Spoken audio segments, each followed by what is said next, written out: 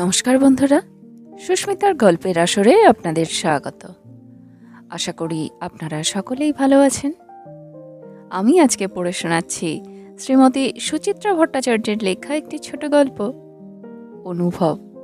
বন্ধুরা, গল্পটা যদি ভালো লাগে প্লিজ প্লিজ প্লিজ চ্যানেলটাকে সাবস্ক্রাইব করে দেবেন। গল্পটাতে একটা লাইক অবশ্যই করতে ভুলবেন না। সাবস্ক্রাইব এবং লাইকের জন্য আপনাদের অসংখ্য অসংখ্য ধন্যবাদ। তো চলুন শুরু করি আজকের গল্প, অনুভব। লেখিকা সুচিত্রা ভট্টাচার্য।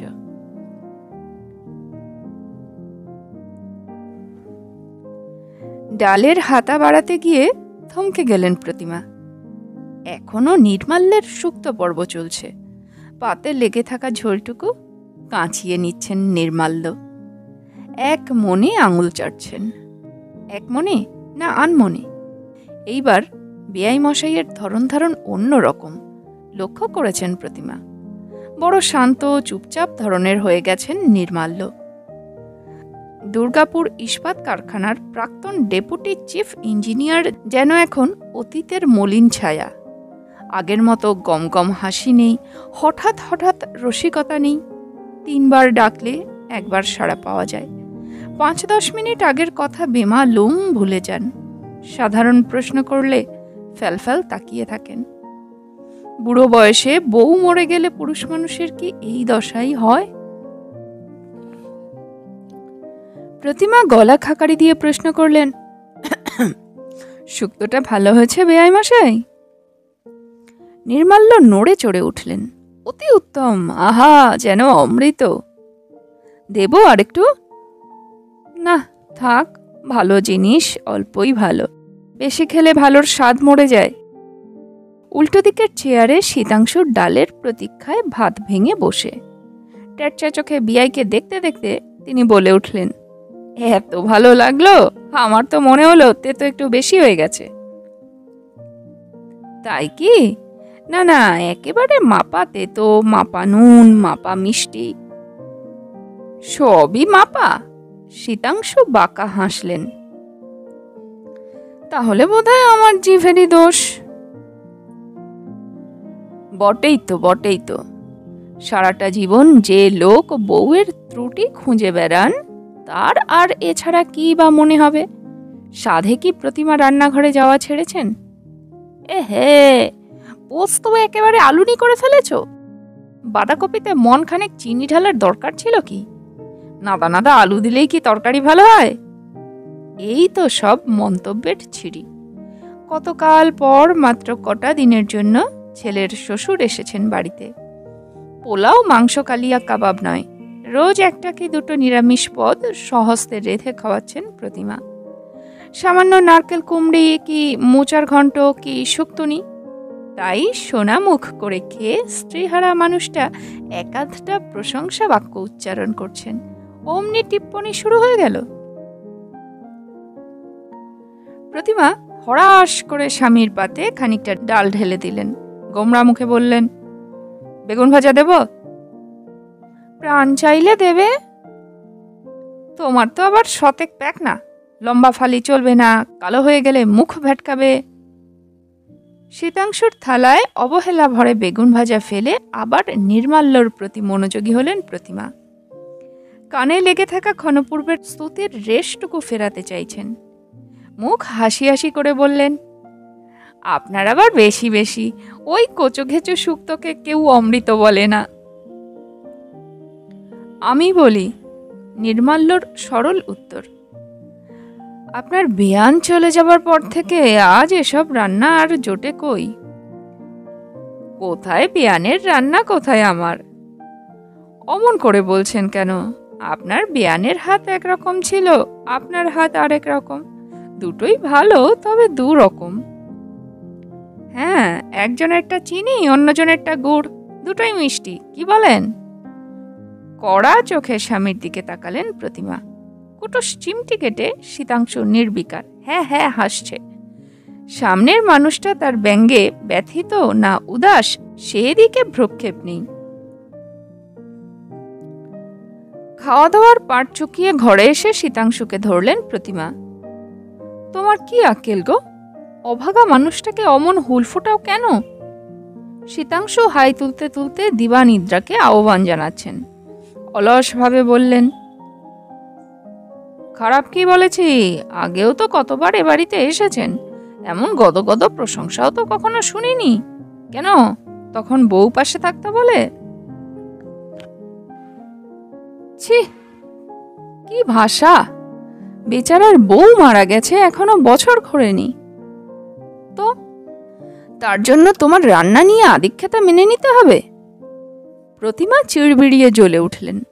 আমার রান্না নিয়ে দুটো ভালো কথা মানে আদিক্ষেতা? নিজের মুখে মধু নেই বলে? মধুবাক্যেই গলে গেলে গিন্নি। শীতাংশু বিছানায় গড়ালেন। শোনো, নির্মাল্য দস্তিদার মহা ধূর্ত চিজ। ওটা তোমার প্রশংসা নয়, ঘুরিয়ে নিজের ছেলের বউয়ের নিন্দে করা। আরে বাবা, সে বেটি আজকালকার মেয়ে, কেন বসে বসে শ্বশুরের জন্য শুক্তো ঘন্ট রান্না করতে যাবে? ওর নিজের মেয়ে রাঁধে? জন্মে কোনোদিন শ্বশুর শাশুড়িকে তাদের পছন্দের পদ করে খাইয়েছে? মাগো মাগো, কি প্যাচ কি প্যাচ! জিলিপির ঠাকুরদাদা অমৃতি। এমন পেচুয়া লোককে সামলে কি করে যে 40টা বছর ঘর করলেন প্রতিমা! এদিকে কুটকুট করে ছেলের বউয়ের নিন্দে করবেন, ওদিকে তার সামনে একেবারে আদর্শ শ্বশুরটি। বাবুসোনা হওয়ার পর চাকরি করা নিয়ে নূপুরের সঙ্গে প্রতিমার যখন খটাখটি বেঁধে গেল, অমনি উনি রামমোহন বিদ্যাসাগর সেজে গেলেন। লেখাপড়া জানা মেয়ে, ঘরে বসে শুধু সংসার আর বাচ্চা সামলাবে কি? করবে, নিশ্চয়ই চাকরি করবে। বাবুসোনাকে দুম করে বোর্ডিং স্কুলে পাঠানোর বন্দোবস্ত করে ফেলল নূপুর। বেচারা প্রতিমার নাতির জন্য মন পড়ে একা একা দিন কাটতেই চায় না। দোষের মধ্যে দোষ, ফস করে একদিন নূপুরকে বলে ফেলেছিলেন, একটা মাত্র ছেলেকে বাড়ি থেকে বিদেয় না করে দিলে চলছিল না? বাপরে, সঙ্গে সঙ্গে কর্তার কি মেজাজ! ও ছেলের মা, ছেলের ভবিষ্যতের কথা ভেবে যা ভালো বুঝেছে তাই করেছে, তুমি কথা বলার কে হে? এই বেআই মশাইয়ের কথাই ধরা যাক না। পিঠের ব্যথায় কষ্ট পাচ্ছেন, দুর্গাপুরে অনেক ডাক্তার বদ্যি করেছেন, আসানসোলে গিয়ে অর্থোপেডিক দেখিয়ে এসেছেন, কিছুতেই কিছু হচ্ছে না। মেয়ে বাবাকে কলকাতায় এনে স্পেশালিস্ট দেখাবে, এ তো ভালো কথা, কিন্তু প্রতিমাকে আগে একবার জানাতে কষ্ট কি ছিল? প্রতিমা কখন জানলেন? না বেআই মশাই কলকাতায় পা দেবার পর। এর জন্য একবার অভিমান প্রকাশ করতেই কর্তার কি ধমক! বলি, বাপটা কার, তোমার না নূপুরের? তার বাপকে ডাক্তার দেখানোর আগে তোমার অনুমতি নিতে হবে। সেই লোক ঘরের কোণে বসে এখন ছেলের বউয়ের কুচ্চ গাইছে। প্রতিমা যদি একবার মুখ ফুটে নূপুরকে কিছু রাঁধতে বলেন, অমনি তো খিচিয়ে উঠবেন।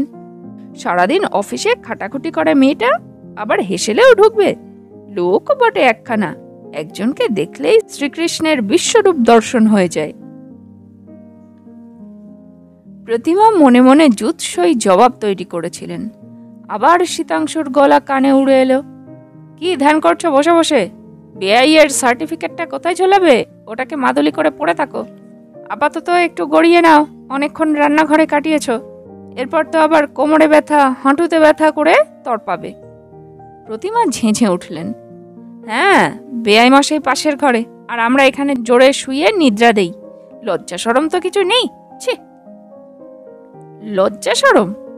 আমরা দুর্গাপুরে গেলে বেআই বেয়ান বুঝি সারাক্ষণ আমাদের মুখের সামনে মুখ লাগিয়ে বসে থাকতেন? ভুলে যেও না, তখন বেয়ান ছিল। তবে আর কি, যাও বেআইয়ের সামনে গিয়ে তাথিয়া তাথিয়া নাচো। নিজে ঘুমাও না, আমাকে নিয়ে প্যাচাল পারছো কেন? ড্রেসিং টেবিল থেকে চশমা নিয়ে খবরের কাগজ হাতে খাটের কোণটিতে এসে বসলেন প্রতিমা। উল্টোচ্ছেন এ পাতা সে পাতা, হেডিংগুলো দেখছেন। হিমালয়ের কোনো এক শৃঙ্গে উঠেছে বাংলার কয়েকটি মেয়ে। বাবা, সর্ষের তেলের দাম আবার চড়ল, কোনো মানে হয়? প্রেমিক প্রেমিকার যুগল আত্মহত্যা। মরণ, বেঁচেছিলি কেন এতদিন? বধূ হত্যার দায়ে শাশুড়ি হাজতে। সর্বনাশ, কোন প্রতিমার কপাল পড়ল কে জানে। প্রতিমা ঝুঁকলেন কাগজে, মন দিয়ে খবরটা পড়ছেন। চশমার পাওয়ারটা ঠিক নেই, ঘরের অল্প আলোয় ভালো মতো ঠাহর হচ্ছে না লেখাগুলো। উঠে আলো জ্বালতে গিয়েও নিরস্ত হলেন। চোখের সামান্যতম আলো পড়লেই ঘুম ভেঙে যাবে শীতাংশুর, অনর্থ শুরু করে দেবে। কাগজ হাতে ঘর থেকে বেরোতে গিয়েও দাঁড়িয়ে পড়লেন প্রতিমা। ফরফর নাক ডাকছে শীতাংশুর। দেখো না, দেখো, গভীর ঘুমে চলে গেছে মানুষটা। কার্তিকের শেষ। উত্তরের জানালা দিয়ে শিরশির বাতাস ঢুকছে। প্রতিমা জানালার পাল্লাটা টেনে দিলেন। মাথার উপর ফুল স্পিডে ঘুরন্ত ফ্যান পুটপুট করে 2 পয়েন্ট কমিয়ে বেরিয়ে এসেছেন বারান্দায়। পূবমুখ বারান্দায় খান দুয়েক বেতের চেয়ার, ছোট্ট একটা টেবিল, অতনু আর নুপুরের শৌখিন বসবার আয়োজন। একধারে শীতাংশুর ইজি চেয়ারও আছে। হেমন্তের দুপুরে এ বারান্দা ভারী আরামের। একটা চেয়ার টেনে বসতে গিয়ে হঠাৎই নিচের কাঁচা উঠোন মতো জায়গাটায় প্রতিমার দৃষ্টি আটকে গেল। নির্মাল্য, নির্মাল্য উবু হয়ে বসে নিরীক্ষণ করছেন কি যেন। কখন নেমে গেলেন দোতলা থেকে? প্রতিমা গলা উঠালেন, ওখানে কি করছেন বেয়াই মশাই? নির্মাল্য ঘাড় তুললেন, আপনার বাগান দেখছি। কোথায় বাগান, সবই তো আগাছা। কেন, কটা ফুলের চারাও তো বেরিয়েছে। তাই বুঝি? প্রতিমার মন প্রসন্ন হয়ে গেল। এবারের কেউই তেমন গাছ অন্তঃপ্রাণ নয়, একমাত্র তারই যা এক সময় অল্প স্বল্প উৎসাহ ছিল। টগর, শিউলি, গন্ধরাজের চারা লাগিয়েছিলেন কয়েকটা। গাছগুলোই এখনো ফুল ফোটে, তবে আর তেমন যত্ন আত্তে করা হয় না। সে শক্তি নেই, সে উদ্যমও নেই। এখন শুধু ফি বছর পুজোর পর কিছু মরশুমি ফুলের বীজ এনে ছড়িয়ে দেন উঠোনের ওদিকটায়। পুরনো অভ্যেস। অযত্নে অবহেলায় বেশিরভাগই সূর্যের মুখ দেখতে পায় না। 2-4টে গাঁদা বেঁচে যায় কচ্ছিৎ কখনো। হিলহিলে শরীর নিয়ে লিকলিক করে বেড়ে ওঠে। নবীন সোনালি ফুলে উঠোন আলো হয়ে যায়, বেশ লাগে দেখতে। এবছরও তবে ফুটবে কয়েকটা। পায়ে পায়ে প্রতিমা একতলায় নেমে এলেন। নির্মাল্যর পিছনে এসে দাঁড়িয়েছেন। অভিভাবকের সুরে বললেন, দুপুরে না শুয়ে এসব হচ্ছে? নির্মাল্য যেন শুনতেই পেলেন না, আপন মনে বললেন, চারাগুলোর এই হাল কেন? মাটি না তৈরি করলে হয়? ওসব ঝঞ্ঝাটে কে যায়? প্রতিমা ঠোঁট ওল্টালেন, নিজে থেকে যা হয় হোক না। তা বললে হয়? পৃথিবীতে নতুন প্রাণ আসছে, তাদের একটু খাতিরদারি করতে হবে না? প্রতিমার বুকে টুক করে বাজলো কথাটা, অচেনা পাখির ডাকের মতো, কোমল দুপুরটার মতো। হাসলেন, কি করতে হবে শুনি? খুরপি টুরপি কিছু একটা দিন, মাটি ঝুড়ো করি, আগাছা সাফ করি। কিন্তু খুরপি কোথায় পাবো? নেই? তাহলে একটা লোহার শিক গোছের কিছু দিন। সেকেন্ডের জন্য প্রতিমা ভাবলেন, আছে কি? উহু, আছে তো, বাথরুমে চৌবাচ্চার মুখ চেপে আটকাবার জন্য। কিন্তু আনতে গিয়ে খুঁজে পেলেন না। বাসন্তীর মা কোথায় যে রেখেছে। রান্নাঘর হাতড়ে শেষে স্টিলের খুন্তিটা নিয়ে এলেন প্রতিমা, সঙ্গে একখানা কাটারিও। গভীর মনোযোগে মাটি খোঁড়ায় নেমে পড়েছেন নির্মাল্য। দেখতে দেখতে বেশ খানিকটা মাটি গুঁড়ো হয়ে গেল। প্রতিমাও কোমর বেঁধে নেমে পড়লেন, হাতে ঘষে ঘষে ঝুড়ো করছেন মাটি। সেই মাটি ফুল গাছের গোড়ায় চেপে চেপে দিচ্ছেন নির্মাল্য, কাটারি দিয়ে ছেটে ছেটে দিচ্ছেন আগাছা। কাজ করতে করতে কথা চলছে দুজনের, গাছের কথা, ফুলের কথা, এলোমেলো কথা। নির্মাল্য, এ তো বেশ ভালো জাতের গাঁদা, ফুল প্রায় টেনিস বল সাইজের হবে। প্রতিমা, কই হয়, আমি তো এইটুকুই দেখি।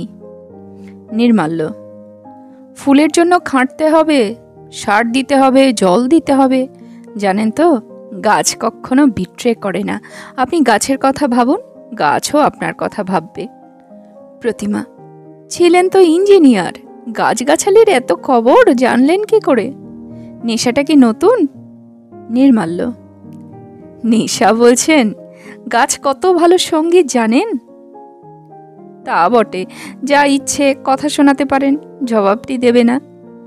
নির্মাল্য কাটারি চালানো থামিয়ে বিচিত্র চোখে তাকালেন প্রতিমার দিকে। চশমার আড়ালে মণি দুটো যেন ঝিকঝিক করে উঠল।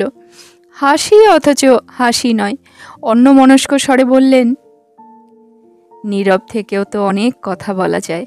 আপনার বিয়ানকে তো চিনতেন, দিনে রাতে কটা কথাই বা বলতো সে। আমি তো একা একাই বকে মরতাম। কাছেই ট্রেন লাইনে ঝমঝম শব্দ বাজিয়ে একটা ট্রেন শহর থেকে শহরতলির দিকে চলে গেল, উত্তর থেকে দক্ষিণে, শীতের হাওয়ার মতো। প্রতিমা অস্ফুটে বললেন, বেয়ান বড্ড তাড়াতাড়ি চলে গেলেন, অসময়ে। মৃত্যুর কি সময় আছে? নির্মাল্য ছোট্ট একটি দীর্ঘ নিঃশ্বাস ফেললেন। পৃথিবীতে তার কাল ফুরিয়েছিল। So she had to depart. আফসোস শুধু একটাই, চিকিৎসা করানোর সুযোগ দিল না। টিভি দেখতে দেখতে একটা শব্দ করলো, ব্যাস, দি এন্ড।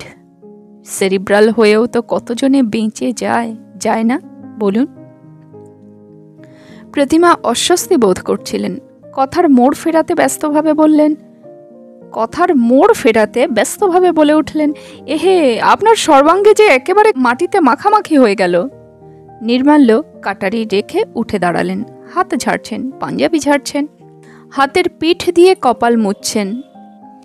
বাড়ির এদিকটা থেকে অনেকক্ষণ রোদ সরে গেছে, তবুও ঘেমেছেন বেশ, শেষ কার্তিকের দুপুরেও। মানুষটাকে দেখে প্রতিমার ভারী মায়া জাগছিল।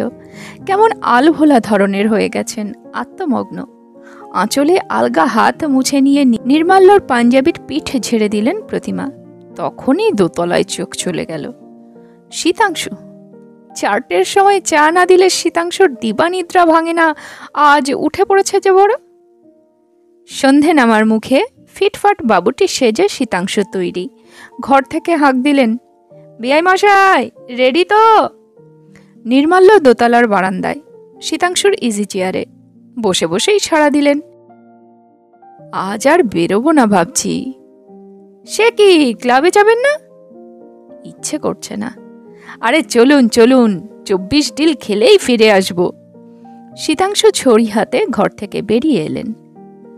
সুরেন, পরিমলদের সঙ্গে তো আপনার ভালো ফ্রেন্ডশিপ হয়ে গেছে, দেখবেন গল্প শুরু করতে না করতেই সন্ধে কাবার।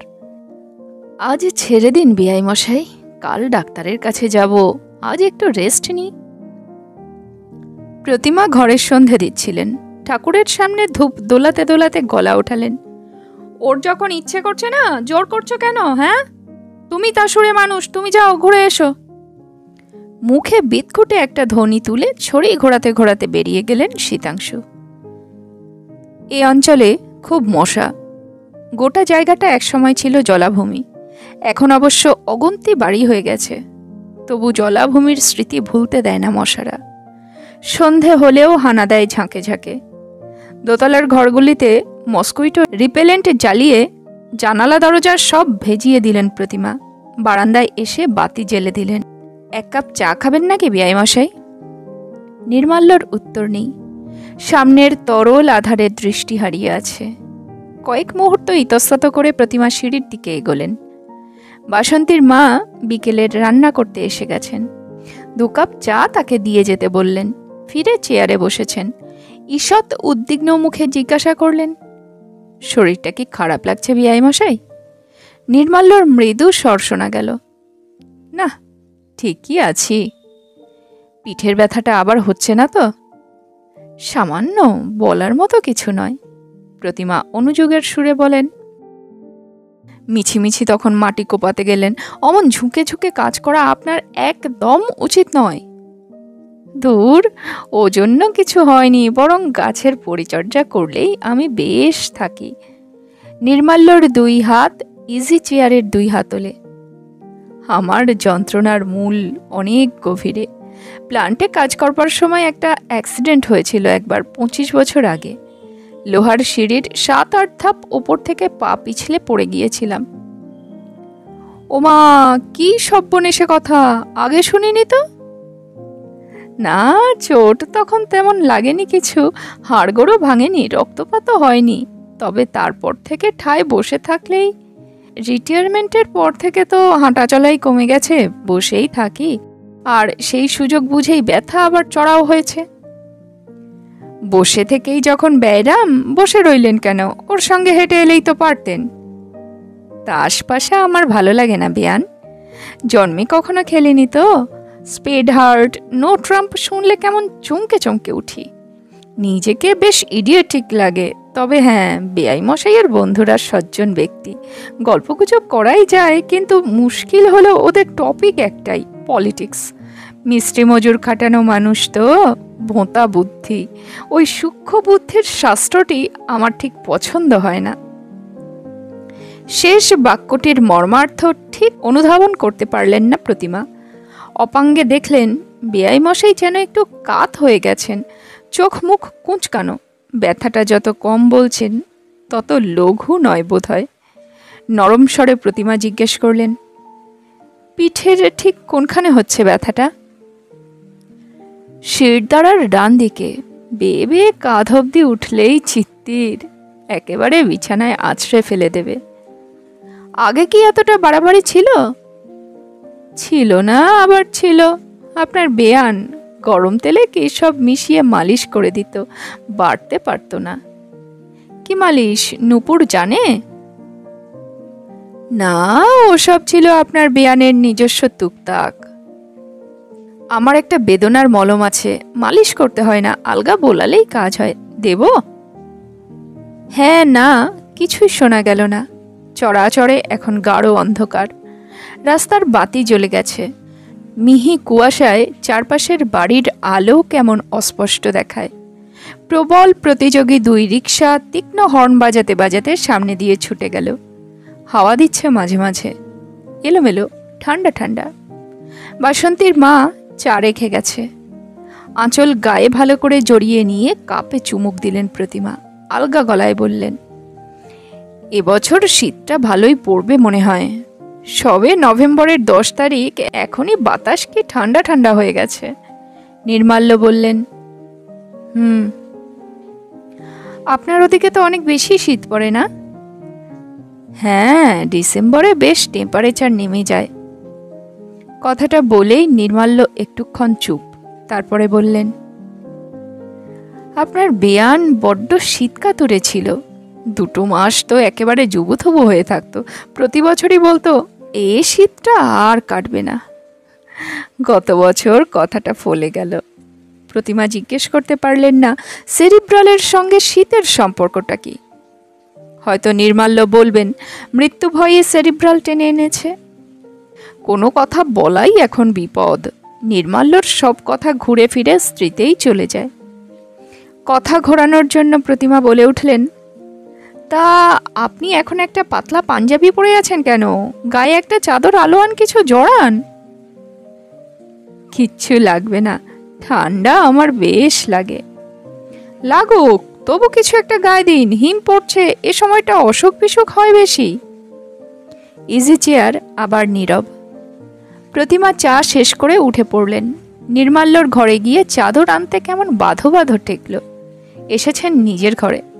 শীতাংশুর তুষের চাদরখানা হাতে নিয়ে 1 সেকেন্ডের জন্য কি যেন ভাবলেন, তারপর ড্রেসিং টেবিলের দেরাজ থেকে মলমটা নিয়ে ফিরে এলেন বারান্দায়।